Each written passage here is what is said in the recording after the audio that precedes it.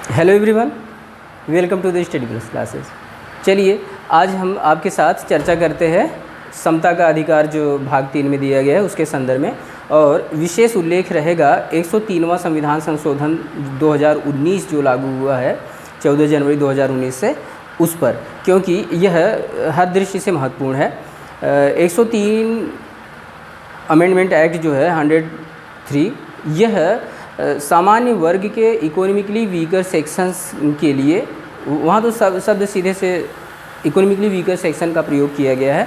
सामान्य वर्ग इसलिए कह सकते हैं क्योंकि उसमें यह भी उल्लेख कर दिया गया है कि जो अभी तक इसके पूर्व के जो अनुच्छेद में उपखंड हैं उनमें जिन सेक्शंस का उल्लेख हो चुका है उनसे भिन्न, तो उनसे भिन्न फिर ओबीसी, एससी, एसटीज़ का उल्लेख ऑलरेडी हो चुका है, तो उससे भिन्न बचे सामान्य वर्ग। तो सामान्य वर्ग के व्यक्तियों को 10% आरक्षण का जो उल्लेख किया गया है वह आपके 103वां संविधान संशोधन है, उसका परिप्रेक्ष्य आज के इस वीडियो में महत्वपूर्ण रहेगा।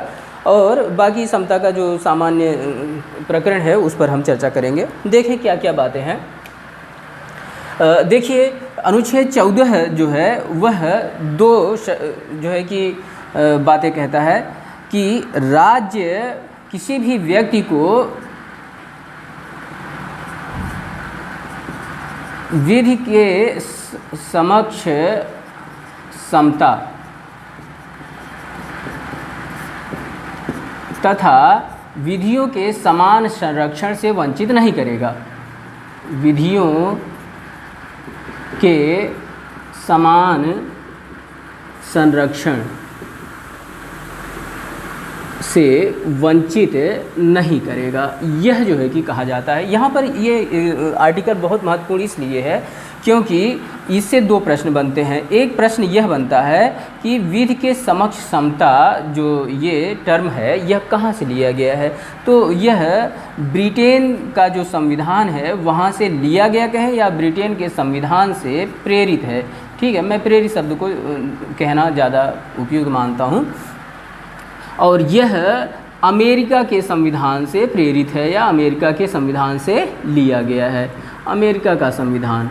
ठीक है, तो अब देखिए यह जो है कि प्रोटेक्शन ऑफ लॉ है और यह इक्वलिटी बिफोर लॉ है, तो विधि के समक्ष समता। हाँ, तो रूल ऑफ लॉ जो ब्रिटेन के संविधान में रूल ऑफ लॉ की बात है, यानी कानून का शासन जो है कि जहाँ बात कही जा रही है उससे यह प्रेरित बात है। और कानून का शासन का मतलब दो निकलता है। एक तो यह निकलता है कि कोई भी व्यक्ति कानून से ऊपर नहीं है, कोई भी कानून से ऊपर नहीं है कोई भी व्यक्ति। तो एक बात इससे यह निकलती है। और दूसरी बात क्या, यानी कि अब कोई किसी भी पद पर हो वह कानून से ऊपर नहीं है। ठीक है, सब। और दूसरा बात यह है कि समान परिस्थितियों में सभी के साथ विधि समान व्यवहार करेगी, यानी राज्य ऐसी विधि बनाएगा जो समान परिस्थितियों में सभी व्यक्तियों के साथ समान व्यवहार करेगी। यह जो है कि यहाँ से उपबंधित होता है। तो इस प्रकार से आप देख रहे हैं समता का अधिकार की स्थापना जब हमारे संविधान के मनीषी करना चाहते हैं तो सबसे पहले वह विधि के आधार को चुनते हैं कि विधियां कैसी हो जिससे समता समाज में स्थापित हो सके। तो वह कहते हैं ऐसी विधियां होनी चाहिए जो सब समान परिस्थिति में लोगों के साथ समान व्यवहार करती हों, और यह भी अभिनिर्धारित करते हैं कि कोई भी व्यक्ति हिंदुस्तान में, भारत में कोई भी व्यक्ति कानून से ऊपर नहीं है। यहाँ पर रूल ऑफ लॉ है, यानी कानून का शासन है। और विधियों का समान संरक्षण की भी गारंटी देता है हमारा संविधान। तो यह दोनों ही बातें जो है हमारे संविधान में कही गई। अच्छा, यह आर्टिकल महत्वपूर्ण इतना क्यों है आज की डेट में? क्योंकि जो CAA एक्ट है, जो सिटीजनशिप अमेंडमेंट एक्ट 2019 है, जिसकी बहुत चर्चा रही कई कारणों से, तो कई कारणों में एक उसका विरोध जो चल रहा था कुछ लोगों के द्वारा, तो जो लोग विरोध कर रहे थे वे विधियों के समक्ष समता और विधियों के समान संरक्षण का हवाला दे करके भी विरोध कर रहे थे और उनके क्या तर्क थे, क्या बातें थी, यह आपने तमाम तरीक़ों से सुना होगा। इस संदर्भ में भी ये जो है कि बहुत महत्वपूर्ण हो जाता है और CAA के अंतर्गत भी इसकी हमने चर्चा थोड़ी की थी। अच्छा, तो यह जो है कि अनुच्छेद 14। अब देखिए हम लोग जो है अनुच्छेद 15 पर चलते हैं। अनुच्छेद 15 बहुत महत्वपूर्ण है। क्योंकि अनुच्छेद 15 कहता है कि रिलीजन,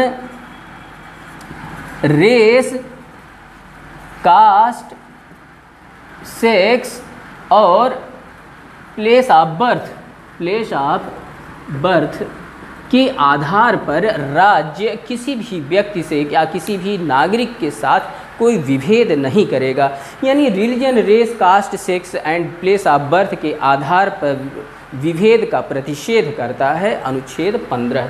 जब ऐसा कहता है तो जो है कि आगे जाकर के इसी में आर्टिकल 15(3) में यह भी उपबंधित किया गया कि बालक, अब देखिए यहाँ सेक्स यानी महिला लिंग आ गया, लिंग उसके बावजूद भी जो है कहता है कि बालकों और महिलाओं के लिए विशेष उपबंध करने से ये बातें जो है कि सरकार को या राज्य को रोकेंगे नहीं, हाँ रोक नहीं सकती हैं। क्यों? बालकों और महिलाओं की स्थिति विशेष को ध्यान में रख करके, सामाजिक स्थिति को ध्यान में रखते हुए उनकी उन्नति को टारगेट करते हुए, उनकी उन्नति को बढ़ावा देने के लिए, उन्हें मेन स्ट्रीम में लाने के लिए अगर राज्य कोई विधि बनाता है तो उसे रोका नहीं जा सकता है, अनुच्छेद 15(3) में कहा गया। फिर आगे चल करके 15(4) में पिछड़े वर्गों, SC और STs के लिए जो है विशेष उपबंध करने की भी जो है कि इजाज़त राज्य को देता है। और इसी क्रम में अनुच्छेद 15(5) जो है वह जो एजुकेशनल इंस्टीट्यूशंस हैं उसमें OBCs, SC और STs के लिए एडमिशन्स के लिए तमाम एजुकेशनल इंस्टीट्यूशंस में प्रोविज़न्स किया जाता है और उसमें प्राइवेट जो संस्थाएं हैं उसके लिए भी यह कहा जाता है। और यह भी कहा जाता है कि प्राइवेट संस्थाएं जो एडेड अथवा नॉन एडेड हैं, गवर्नमेंट से एड प्राप्त कर रही हैं या प्राप्त नहीं कर रही हैं, उन सब को एक्सेप्ट ओनली की कौन, जो अनुच्छेद 30(1) में जो है कि अल्पसंख्यक संस्थान हैं, माइनॉरिटी इंस्टीट्यूशंस हैं, उनको छोड़कर वहाँ पर जो है कि एडमिशन्स के लिए आरक्षण की बात नहीं होगी। उसके अतिरिक्त सभी संस्थानों में OBC, SC, ST वर्गों के लिए आरक्षण की बात की गई है एडमिशन के संदर्भ में संस्थानों में। अब देखें जो ये आपका 103वां संविधान संशोधन अधिनियम 2019 है वह क्या कहता है। वह कहता है, और उसने करा क्या, ये एकदम नोट कर लीजिए क्योंकि ये एग्ज़ाम्स में आएगा। अनुच्छेद 15(6), अनुच्छेद 15(6) इसमें कहा गया कि जिन वर्गों का उल्लेख 15(4), 15(5) में हो चुका है उनके अतिरिक्त, यानी OBC, SC, ST के अतिरिक्त इकोनॉमिकली वीकर सेक्शंस, फिर टर्म है इकोनॉमिकली वीकर सेक्शंस के लिए एजुकेशनल इंस्टीट्यूशंस में एक्सेप्ट वही 31 में जो माइनॉरिटी इंस्टीट्यूशंस हैं उनको छोड़कर बाकी सभी संस्थानों में, प्राइवेट हो, गवर्नमेंट हो, एडेड हो, नॉन एडेड हो, सब में 10% की सीमा तक आरक्षण या प्रवेश में आरक्षण इनको दिया जाएगा। Economically weaker section other than classes mention in article 15(4) and 15(5). तो आप समझ ही गए। तो 15(4) और 5 पे जो है कि बात हो चुकी है OBC, SC, STs की। तो बचे जो है सामान्य वर्ग के जो अभ्यर्थी हैं उनके प्रवेश के संदर्भ में प्रोविज़न यहाँ पर अनुच्छेद 15(6) इंसर्ट किया गया है इस संशोधन के द्वारा। चलिए अब देखिए इसी तरह से जो है अनुच्छेद 16 में भी यही बात, अनुच्छेद 16 में 16(6) की बात कही गई। 16(4) जो है उसमें ओबीसी के आरक्षण की बात कही गई। अब देखिए अनुच्छेद 16 क्या है, पहले तो यह जान जाएं। जैसे अनुच्छेद 15 जो है कि race, religion, race, caste, sex और बर्थ प्लेस के आधार पर विभेद से प्रतिषेध करता है, वैसे अनुच्छेद 16 कहता है लोक नियोजन में समता की गारंटी करता है कि लोक नियोजन में यानी पब्लिक एम्प्लॉयमेंट जो है वहाँ पर अपने नागरिकों को समानता का अधिकार प्रदान करने की गारंटी हमारा संविधान करता है। और वह सब करते हुए फिर से वही बात कि जो पीछे रह गए हैं, जो किसी कारण से वंचित रह गए हैं, जिनके साथ समस्याएं दुश्वारियां हैं, उनको भी जो है समानता देने की बात की जाती है। आप इक्वलिटी का पूरा जो संदर्भ देखते हैं वो यही है कि भैया कैसे जो अब वो पूरे प्रकरण को थोड़ा सा विस्तार में जाते हैं तो ये कि जैसे कहीं कोई खेल हो रहा है तो वहाँ पर खेल देखने के लिए बच्चा भी गया, जो है कि थोड़ा कम हाइट का भी बच्चा गया और फिर आप भी गए जवान अच्छी हाइट के, तो सबके लिए जो है कि अब खेल का मैदान में खेल कैसे दिखेगा, या तो जो है कि सबके लिए सीढ़ियाँ ऐसे ऐसे बनाई जाएँ, या तो सभी लोग एक बैकग्राउंड पर ऐसे ही खड़े हैं तो जो छोटा है वो नहीं देख पाएगा, उचकेगा तब भी नहीं देख पाएगा। तो कुल मिलाकर के उसके लिए कुछ सीढ़ी तो बनाना पड़ेगा ना, तो वो ताकि छोटा बच्चा जो है कि ऊपर खड़ा होकर के देख पाए, और आप तो उतनी हाइट आपके पास है कि आप देख ले रहे हैं। तो उसी तरह से ये जो प्रोविजंस, स्पेशल प्रोविजंस बनाने के आधार पर कभी कभी लोग तर्क कहते हैं कि अरे समता कहाँ आएगी, तो समता ऐसे ही आएगी जब जो कमज़ोर रह गए हैं, जो बहुत वंचना के शिकार हैं, उनके लिए सीढ़ियाँ तो बनानी पड़ेंगी, तो वो सीढ़ियाँ ही समझिए। तो ये चीज़ें हैं। अनुच्छेद 16(6) में इकोनॉमिकली वीकर सेक्शंस के लिए जो है आरक्षण का प्राविधान 10% सीमा तक पब्लिक यानी लोक नियोजन में किया जाता है, अनुच्छेद 103 संविधान संशोधन 2019 के द्वारा, जो 14 जनवरी 2019 से लागू है। तो इस पर ये बहुत ही महत्वपूर्ण सवाल जो है कि बनेगा, अब निकट जितने भी एग्ज़ाम हैं उनमें इन पर सवाल आएगा। ठीक, चलिए अनुच्छेद 17, अनुच्छेद 17 है एबोलिशन ऑफ अनटचेबिलिटी है, एबोलिशन ऑफ अनटचेबिलिटी है, यानी कि अब अस्पृश्यता का निषेध हो चुका है और निवारण हो चुका है, उन्मूलन हो चुका है। हमारा संविधान ये घोषणा करता है कि अस्पृश्यता का उन्मूलन कर दिया गया है, अब अस्पृश्यता का व्यवहार निषिद्ध है और दंडनीय है। तो ऐसा जो है कि हमारे संविधान के अनुच्छेद 17 में यह उपबंधित किया गया है, और छुआछूत या अस्पृश्यता का कोई भी आचरण, किसी भी रूप में आचरण दंडनीय अपराध घोषित किया गया है। और इस उपबंध के आधार पर जो है क्या बनाया गया, अस्पृश्यता, अस्पृश्यता निवारण कहें चाहे उन्मूलन कहें, ठीक है, उन्मूलन या निवारण दोनों शब्द का प्रयोग आपको किताबों में मिलेगा, निवारण या उन्मूलन। तो अधिनियम 1955 1955 ये जो है कि फिर अधिनियमित किया गया on the basis of this article 17। तो इसे जो है कि 1600 कह रहा हूँ 1976 में संशोधित करके इसका नाम बदल दिया गया। क्या नाम बदल दिया गया? इसका नाम कर दिया गया जन अधिकार सुरक्षा अधिनियम, ठीक है, इसे अधिनियम 1955। तो इस जो है कि जो अस्पृश्यता उन्मूलन या अस्पृश्यता निवारण अधिनियम 1955 था, 1976 में इसे नाम बदलकर जन अधिकार सुरक्षा अधिनियम 1955 कर दिया गया। और इसमें अस्पृश्यता के किसी भी व्यवहार को, अस्पृश्यता के आधार पर किसी निर्योग्यता को लागू करने का कोई भी आचरण जो है दंडनीय है। और दंड 3 संदर्भ बहुत ही महत्वपूर्ण इसमें आए हैं इस अधिनियम में। वो क्या? वो यह कि अगर कोई अस्पृश्यता का आचरण करता है तो उसे 6 माह का जेल या कैद हो सकती है, या उसे 500 रुपये का जुर्माना हो सकता है, या ये दोनों हो सकता है। और एक सबसे महत्वपूर्ण बात, यदि कोई व्यक्ति अस्पृश्यता का व्यवहार करने का दोषी सिद्ध हो जाता है तो उसे राज्य की विधान मंडलों में चुनाव के लिए अयोग्य घोषित कर दिया जाएगा। यह जो है कि 3 उसमें दंड निर्धारित किए गए हैं। तो इस प्रकार से भारत का संविधान जो है वो अस्पृश्यता को प्रतिषिद्ध करता है और दंडनीय जो है उसे अपराध घोषित करता है। अब देखें कि अनुच्छेद 18 क्या कहता है। अनुच्छेद 18 कहता है एबोलिशन ऑफ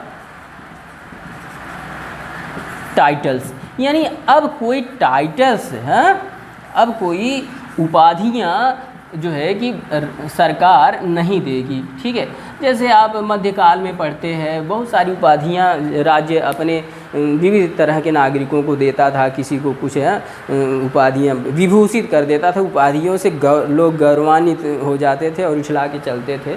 तो वो इठलाना अब नहीं चलेगा। भारत में समता जो है लागू हो गई है और राज्य किसी को जो है कि विशेष वर्गीय रूप से जो है वो घोषणा नहीं करेगा, विशेष वर्गीय जो है उसे उपाधि आदि नहीं देगा, जिससे उसका वो है। तो केवल इसमें कहता क्या है कि अनुच्छेद 18(1) में कहा गया है, अनुच्छेद 18(1) में कि सेना और शिक्षा या विद्या, सेना और शिक्षा के अतिरिक्त अन्य सम्मान और उपाधियां राज्य नागरिकों को नहीं देगा। सेना की उपाधियां दी जा सकती हैं और शिक्षा से संबंधित उपाधियां दी जा सकती है। आप डॉक्टरेट पा गए तो डॉक्टर अपने नाम के साथ जोड़ सकते हैं और वो उपाधियां स्वीकार्य हैं।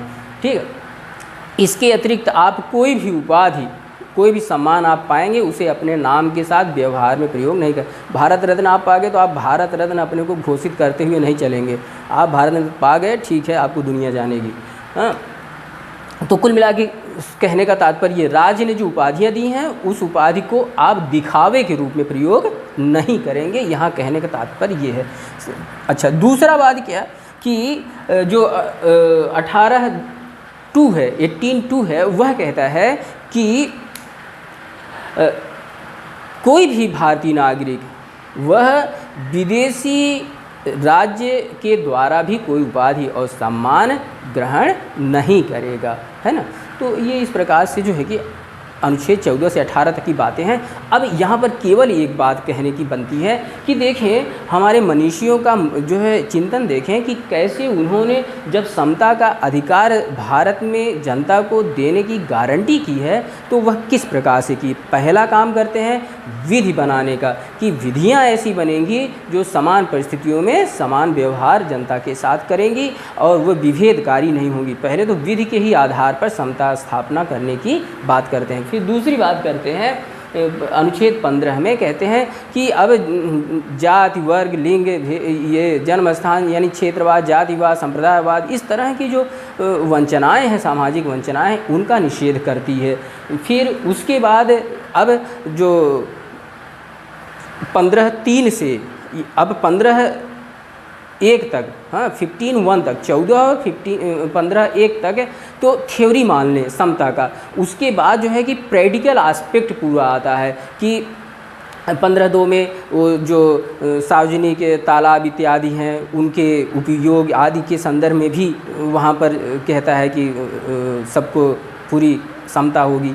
हाँ, तो ये सब तरीके से सारी जो बातें हैं 15 और अनुच्छेद 16 की वो लोक नियोजन में समता को स्थापित करने की बात करता है। 17 में फिर इतने से भी संविधान में निर्माता हमारे मनीषी रुकते नहीं, वो फिर कहते हैं नहीं, अभी जो इस तरह की वंचनापूर्ण जो वो हैं क्या कहते हैं मैल प्रैक्टिसेस हैं समाज में, उनका हम जो है कि निषेध करेंगे और उन्हें निवारित करेंगे। तो 17 में उसका निवारण किया जाता है। फिर 18 में अब ये सब हो जाने के बावजूद भी समता क्या इतने से स्थापित हो जाए, समता का यानी विषमता का एक भी अगर पुट है समाज में तो समता नहीं आ पाएगी। विषमता का पुट वो देखते हैं कि अगर कोई उपाधियां भी ऐसी दी जा रही हैं जो किसी का महिमा मंडन कर रही हैं और एक अमीर क्या हुआ 100 फ़कीर हो गए वाली जो बात है वह, यानी एक का महिमा मंडन हो गया तो 100 जो बाकी जो शेष है वो बाकी तो उस महिमा मंडन के आगे तो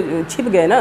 तो ऐसा भी नहीं होना चाहिए। तो इस बात का भी ध्यान रखते हुए 18 में अनुच्छेद 18 में लोक नियोजन कह दे रहा हूँ, उपाधियों का अंत कर देता है। तो इस प्रकार से हमारे मनीषी समता को स्थापित करने का सफलतम प्रयास करते हैं। ठीक है, तो ठीक है, इतनी बातें इसमें, और शेष बातें जो है अन्य वीडियो में करते हैं। नहीं तो वीडियो